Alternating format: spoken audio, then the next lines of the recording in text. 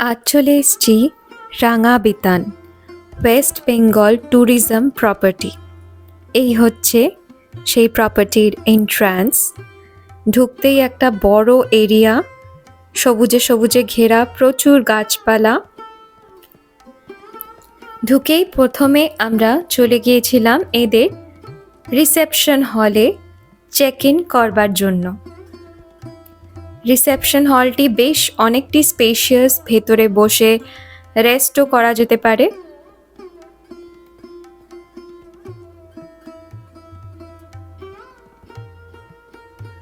এরপর পাশ দিয়ে চলে যাচ্ছে রাস্তা, এবং এই যে বিল্ডিংগুলো দেখা যাচ্ছে এগুলো হচ্ছে ডিলাক্স রুম, এবং এই বিল্ডিংটি হচ্ছে ডাইনিং হল।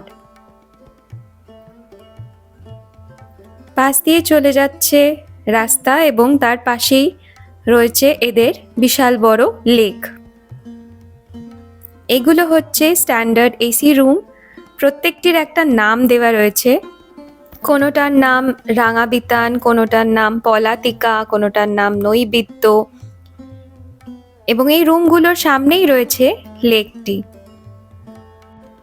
যারা প্রকৃতিকে উপভোগ করতে ভালোবাসো তাদের জন্যে এটি একটি আইডিয়াল প্লেস। প্রচুর নেচার, গ্রিনারি, গাছপালা, ফুল এখানে তোমরা দেখতে পাবে। আমরা নিয়েছিলাম স্ট্যান্ডার্ড এসি রুম। ভেতরটা তোমাদের দেখিয়ে দিই। ভেতরটা খুবই সাধারণ, simple, neat and clean. AC provide করা হয়েছে, টি ব্যাগস এবং কেটল দিয়ে দেওয়া হয়েছে। এটির প্রাইস হচ্ছে 1500 to 2000 পার ডে। রাঙাবিতানের ভেতরেই এটি একটি খুব সুন্দর জায়গা। এখানে রয়েছে প্রচুর গাছ।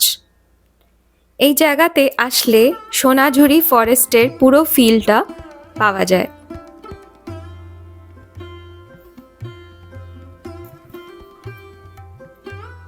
রাঙাবিতানের এই লেকেই হয় সন্ধেবেলা রবীন্দ্রসঙ্গীতের সাথে মিউজিক্যাল ফাউন্টেন শো।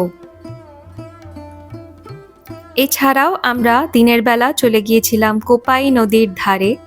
শান্ত স্নিগ্ধ পরিবেশ, কাশফুলের বন, খুবই পিসফুল একটা জায়গা। চলে গিয়েছিলাম সোনাঝুরির হাটে। যারা ঘর সাজাতে ভালোবাসো তারা কিন্তু এখানে একবার এসো, প্রচুর চয়েসেবল জিনিস পাবে। এছাড়াও এখানে রয়েছে রবি ঠাকুরের অনেক অনেক স্মৃতি। এরপর আমরা চলে এসেছিলাম 300 বছর পুরনো এই ঐতিহাসিক রাজবাড়িতে। এটির নাম হচ্ছে সুরুল রাজবাড়ি। তোমরা এখানে আসলে কিন্তু ভেতরটা অবশ্যই দেখে যেও। এটিকে জমিদার বাড়িও বলা হয়।